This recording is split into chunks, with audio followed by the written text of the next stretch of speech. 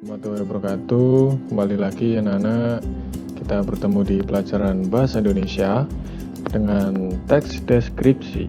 Nah, kali ini kita akan mengidentifikasi informasi teks deskripsi dan menelaah struktur teks deskripsi. Nanti diharapkan kalian setelah pembelajaran ini kalian mampu memahami apa itu pengertian, ciri, jenis, dan struktur dari teks deskripsi. Nah, pertemuan lalu kalian sudah melihat tayangan video ya tentang rayuan Pulau Kelapa. Dari lirik lagu tersebut bisa kita simpulkan ya anak-anak bahwa lirik lagu ini memang sangat dalam. Nah, setelah kita cermati, Indonesia itu negeri yang seperti apa kira-kira dari lagu tersebut. Nah, ternyata Indonesia itu negara yang subur. Indonesia itu negara yang indah, makmur, permai, aman, dan mulia. Tentunya masih banyak lagi ya deskripsi dari Indonesia. Nah, ini adalah kata sifat yang menggambarkan Indonesia, anak-anak. Jadi secara nggak langsung kalian sudah bisa mendeskripsikan Indonesia itu seperti apa dari lirik lagu tersebut. Nah, untuk lebih jelasnya lagi, akan saya tayangkan satu video, tentunya ini menarik buat kalian untuk teks deskripsi. Nah, kalian simak videonya anak ya. Halo Strudel, sudah siap untuk diajak mengeksplor keindahan wisata yang disebar di Malang Raya? Tim Amazing Strudel udah semangat bener nih untuk ngajakin kalian jalan-jalan ke salah satu lokasi wisata yang ada di Batu. Here we go, kita bakalan mengeksplorasi wisata Goa Pinus. Nih, untuk kalian yang pengen berkunjung ke lokasi wisata yang satu ini, kalian membutuhkan waktu sekitar 45 menit perjalanan dari kota Malang.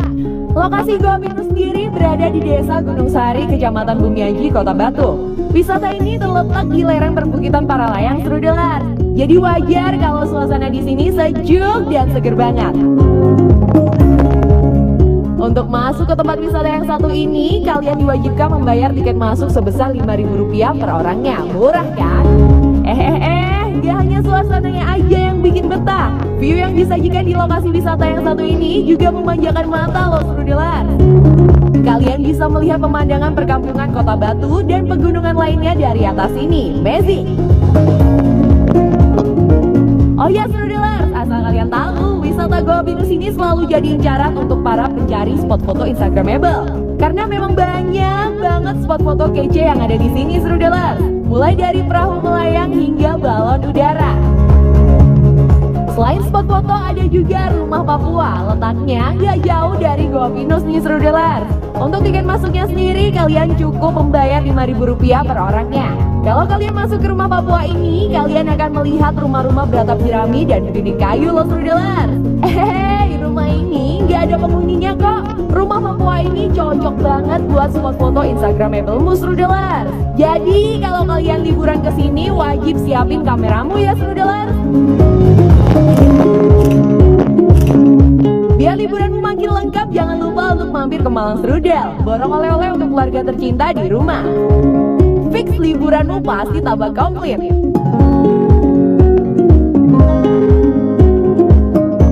Amazing Malang, Amazing Strudel.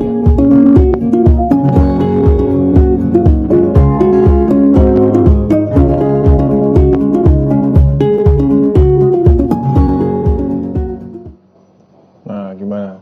Kira-kira seru kan ya wisata tadi? Nah, setelah kalian melihat atau menyimak video tersebut, coba dari tayangan video tersebut, apakah kalian seolah-olah bisa melihat dengan jelas objek wisata itu? Terus yang kedua, apakah kalian seolah-olah bisa merasakan keberadaan objek wisata tersebut?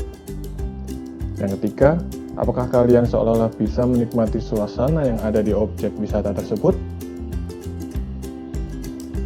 Kalau jawabannya iya, berarti sebenarnya kalian sudah bisa mengenali teks deskripsi dari tayangan video tersebut anak-anak. Dari tayangan video tersebut sudah digambarkan dengan jelas.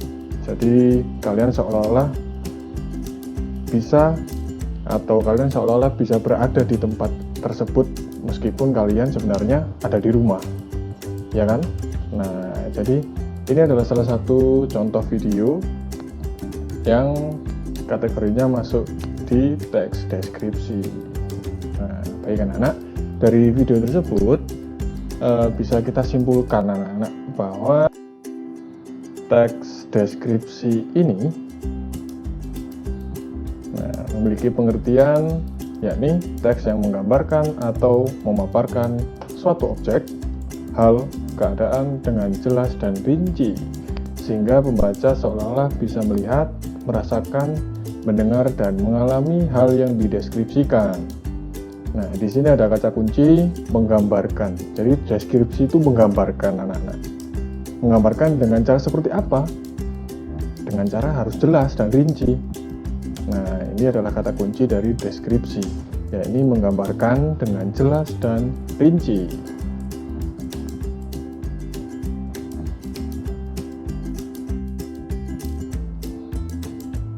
Nah, kita lanjut ke ciri-cirinya teks deskripsi, anak-anak. Jadi, teks deskripsi ini memiliki beberapa ciri-ciri. Di antaranya, yang pertama, objek yang digambarkan secara konkret dengan melibatkan kesan indera. Nah, jadi objek yang dipilih itu konkret atau nyata. Dipilih hanya satu objek saja anak-anak. Misalkan kalian mendeskripsikan tempat wisata. Nah, tempat wisata yang seperti apa? Apa namanya? Misalkan tempat wisata di Batu. Nah, tempat wisata di Batu kan banyak. Kalau kalian memilih tempat wisata di Batu, nah itu bukan judul dari teks deskripsi, tapi kalau kalian memilih salah satu, misalkan contohnya seperti tadi, wisata Gua Pinus. Nah, itu adalah contoh dari objek teks deskripsi. Jadi, kalian harus melibatkan kesan indera juga. Jadi, seolah-olah nanti pembaca itu bisa merasakan, pembaca itu bisa melihat, pembaca itu bisa mendengar apa yang kalian deskripsikan. Yang kedua, objek yang digambarkan ini secara jelas dan rinci. Ketika kalian melihat tayangan video tadi, kalian pastinya sangat jelas ya. Di situ digambarkan objeknya itu di mana letaknya, terus masuknya itu bayar berapa misalkan, ada kan di sana. Terus wahananya apa saja. Nah, itu kan secara jelas dan rinci ya. Yang ketiga, isi teksnya bersifat personal menggunakan kata-kata dengan emosi yang kuat. Jadi banyak kata-kata sifat di sana nanti. Yang keempat, isi teks diperinci menjadi perincian bagian-bagian objek. Nah, jadi ketika kalian nanti akan membuat teks deskripsi itu harus secara rinci. Misalkan kalian akan mendeskripsikan rumah. Rumah itu seperti apa, halaman depannya seperti apa, halaman belakangnya seperti apa, isinya di dalamnya itu seperti apa. Terus bagian-bagian ruangannya tuh seperti apa, itu harus kalian jelaskan dengan rinci di situ anak-anak. Nah, sudah paham ya? Setelah itu kita lanjut ke jenis teks deskripsi. Nah, kira-kira ada berapa jenis sih teks deskripsi itu? Nah, yang pertama ada teks deskripsi objektif, yakni digambarkan apa adanya tanpa ada opini dari penulis. Jadi memang harus objektif, tidak boleh ada pendapat dari penulis. Yang kedua, teks deskripsi subjektif. Ini lawan katanya dari objektif tadi ya. Jadi di teks deskripsi subjektif ini boleh ada kesan atau opini dari penulisnya. Yang ketiga, ada teks deskripsi spasial, yakni objek yang digambarkan hanya berupa benda, tempat, dan ruang.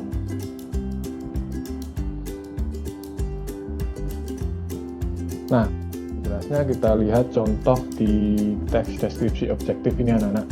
Ini kalian lihat contohnya, ini ada Candi Borobudur ya. Pada teks tersebut, penulis tidak menambahkan opini atau pendapat pribadi untuk melengkapi paragraf. Kalian lihat di situ tidak ada pendapat dari penulisnya. Jadi penulis hanya menuangkan apa yang dilihat, apa yang didengar, apa yang dilihat di teksnya itu tadi. Nah, sekarang kita lihat teks deskripsi subjektif. Nah, Nah, di sini saya mengambil objek Ibu Dewi, ya, kalian baca. Nah, bedanya deskripsi subjektif ini kalian diharuskan menggambarkan keadaan sesuai dengan apa yang dilihat dan dirasakan. Tapi bedanya, kalian boleh mendapatkan pendapat atau opini. Nah, di teks tersebut kalian lihat di situ. Ibu Dewi ini memiliki sifat yang baik. Nah, dia selalu rapi di murid-muridnya. Cara mengajarnya pun sangat asyik, seperti guru milenial yang baru saja lulus kuliah. Padahal kenyataannya Ibu Dewi sudah mengajar di sekolahku sekitar 20 tahun. Nah, kalian lihat di situ. Itu kan ada pendapat atau opini pribadi dari penulis tentang Ibu Dewi itu seperti apa. Nah, beda dengan objektif tadi ya, tidak ada opininya. Tetapi kalau di deskripsi subjektif ini, kalian boleh mendapatkan opini menurut pendapat kalian masing-masing.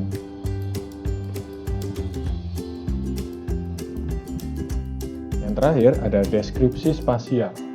Nah, di sini saya mengambil contoh kamar. Kalian baca teksnya. Nah, di deskripsi spasial ini dibuat berdasarkan ruang dan waktu. Memberi penjelasan tentang keadaan ruang, kalian harus bisa menjelaskan ruangan dan isinya tersebut dengan sangat detail dan spesifik. Contoh, misalkan kalian akan menggambarkan atau mendeskripsikan kamar kalian. Harus jelas, harus detail, harus spesifik. Kamarnya ukurannya berapa, terus di dalam kamar itu ada apa saja, warnanya apa, dan sebagainya. Nah, ini adalah deskripsi spasial.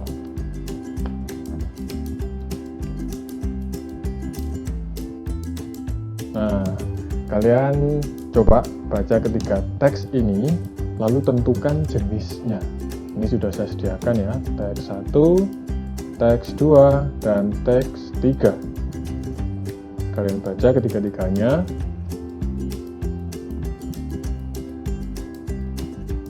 Ya, untuk teks 1, jawabannya adalah benar, subjektif. Kenapa subjektif? Karena di sini ada pendapat atau opini dari penulisnya. Opininya yang mana? Opini dari penulisnya ini adalah Dinda ini digambarkan oleh penulisnya atau dideskripsikan oleh penulisnya. Ini adalah anak yang angkuh dan sombong. Itu kan pendapat dari penulis. Ya, yang kedua, benar. Di sini adalah teks deskripsi spasial. Saya mengambil contoh namanya sama ya, Dinda ya. Nah, di sini menjelaskan tentang kamar dari Dinda. Kamarnya seperti apa, warnanya seperti apa. Nah, ini adalah deskripsi spasial atau ruang. Yang terakhir, tentunya deskripsi objektif. Di sini tidak ada kesan untuk memberikan opini. Kalian lihat di situ dijelaskan Dinda sendirian di trotoar, menggunakan pakaian yang berwarna serba merah muda, mulai dari sweater, jilbab, hingga rok panjang yang dia kenakan. Nah, itu digambarkan secara objektif, tidak ada opini di situ. Nah, dari contoh ini sudah tahu ya anak-anak ya, perbedaannya subjektif, spasial, dan deskripsi objektif. Kita lanjut ke struktur teks deskripsi. Di sini ada identifikasi, deskripsi bagian, dan penutup. Nah, di identifikasi ini biasanya berisi pernyataan umum dari objek yang dideskripsikan. Jadi belum menjelaskan secara rinci bagian-bagian objeknya itu apa. Baru nanti ketika deskripsi bagian, nah ini adalah perincian berdasarkan tanggapan subjektif dari penulis. Kalian merinci bagian-bagian objek yang akan kalian deskripsikan. Terakhir ada penutup. Penutup ini biasanya berisi kesan umum atau simpulan tentang objek yang kalian deskripsikan. Agar lebih jelasnya kita lihat contoh teksnya.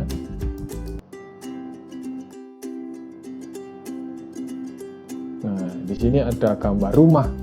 Nah, kira-kira ini rumah adat daerah mana, anak-anak? Ayo coba ditebak, ini rumah adat daerah mana? Atau namanya Rumah apa ini?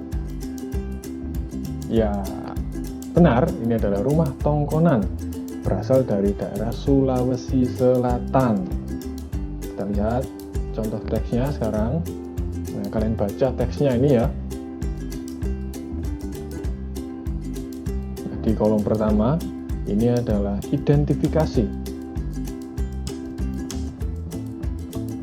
Identifikasi ini berisi pernyataan umum dari rumah tongkonan itu seperti apa. Bisa dari asal katanya, terus letaknya di mana. Jadi di bagian identifikasi ini belum mengarah ke deskripsi bagiannya atau bagian-bagian dari rumah tongkonannya. Nah, kalau di kolom yang kedua, ini adalah deskripsi bagiannya. Di sini dijelaskan rumah tongkonan ini terbuat dari apa, ukirannya seperti apa, menggunakan kayu apa, hiasannya apa. Semua dijelaskan di deskripsi bagian. Lalu yang terakhir adalah penutup. Ini berisi kesan penulis terhadap rumah tongkonan itu seperti apa. Di sini kesannya adalah kita harus bangga memiliki warisan budaya dengan nilai estetik yang tinggi dan unik. Rumah adat tongkonan, warisan budaya yang perlu kita jaga. Nah, dari sini strukturnya sudah jelas anak-anak ya. Ada identifikasi, deskripsi bagian, dan penutup. Nah, sampai jumpa di pertemuan berikutnya. Selamat belajar di rumah saja, tetap jaga kesehatan, dan wassalamualaikum warahmatullahi wabarakatuh.